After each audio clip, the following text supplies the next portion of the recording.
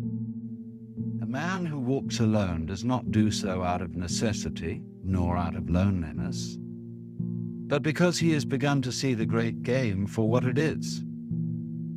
He has stepped out of the noise, out of the tugging hands that try to shape him into something useful, something acceptable.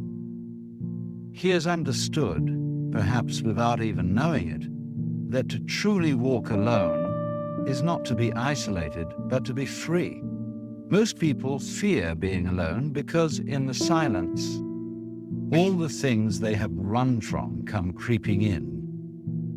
The thoughts they have drowned out with conversation, the doubts they have covered with certainty, the fears they have avoided by keeping busy.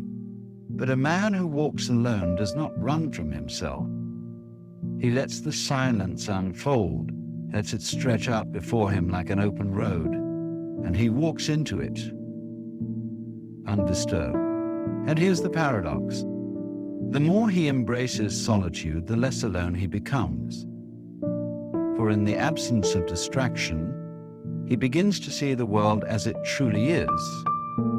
Not a place filled with separate things, but a vast and intricate dance, where everything moves together, where every sound, every breath, every shadow plays its part.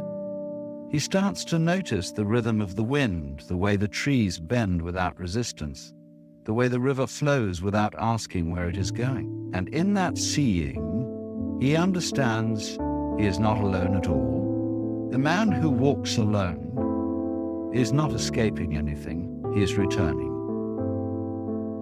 Returning to something deeper, something older than words, older than fear. He does not need to explain himself. He does not need to be validated. He simply is. As the mountain is, as the ocean is, as the sky is. And in that being there is power. Not the kind that seeks to control, not the kind that needs to be recognized, but the quiet, effortless power of a man who has nothing to prove because he already knows who he is. A man who walks alone is not necessarily seeking solitude. Nor is he rejecting the world. He is simply moving without the need for an audience, without the compulsion to explain himself. In a world that constantly demands validation, to walk alone is an act of quiet defiance. He is not weighed down by the expectations of others, nor is he bound by the invisible chains of approval.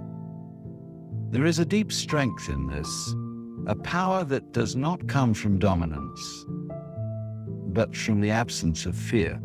Most men are terrified of being alone. They fear the silence, the space where their thoughts echo back at them without distraction. They drown themselves in company, in conversation, in noise, believing that if they keep moving, they can escape the presence of their own mind. But the man who walks alone does not run from himself. He lets the silence expand around him, lets it press against his skin, lets it seep into his bone. And in that silence, he finds something unexpected: clarity,